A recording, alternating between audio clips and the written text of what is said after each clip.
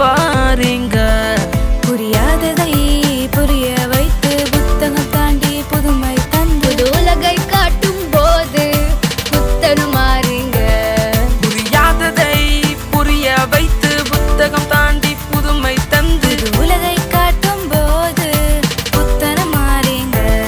உங்க டீச்சர்ஸ் நீங்க வாழ்வின் வழிகாட்டிதாங்க. அன்பை காட்டும் போது அம்மாறீங்க.